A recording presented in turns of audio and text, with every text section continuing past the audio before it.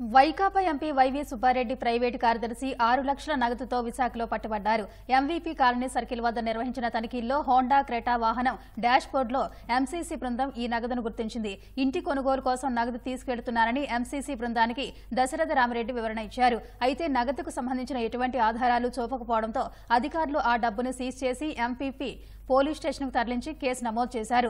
నగదు రవాణా చేసిన వాహనం Vaikapa MP YV Subba Reddy private కార్యదర్శిది కావడం పలు అనుమానాలకు తావిస్తోంది.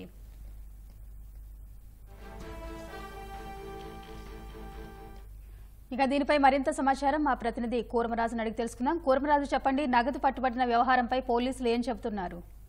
నరేష, ఈ వైసీపీ రాజ్యసభ సభ్యులు వైవి సుబ్బారెడ్డి అలాగే ఇక్కడ ప్రాంతీయ కన్వీనర్ కూడా అయిన వైవి సుబ్బారెడ్డి ప్రైవేట్ కార్యదర్శి గుర్రంపాటి దశరథ రామిరెడ్డి 6 లక్షల నగదుతో, అంటే ఆయన ప్రయాణిస్తున్న వాహనంలో 6 లక్షల నగదు డాష్ బోర్డ్ లో పెట్టి పట్టుకెళ్తుండగాను ఎంవిపి సర్కిల్ దగ్గరేమో ఈ తూర్పు నియోజకవర్గ ఎంసీసీ టీమ్ 1 దీన్ని గుర్తించి వెంటనే ప్రశ్నిస్తే ఏపీ 40A 3557 ఆ నెంబర్ గల వాహనంలో ఈ డబ్బుని ఉన్నట్టుగా గుర్తించడం జరిగింది. ఇదేమో ఇంటి కొనుగోలు కోసం తీసుకెళ్తున్నామనేసి దశరథ రామిరెడ్డి వాళ్ళకి చెప్పడం జరిగింది. అలాగే అదే సమయంలో మరో రోహిణి కుమార్ అని మరో వ్యక్తి ఆ వాహనాన్ని డ్రైవ్ చేస్తున్నారు.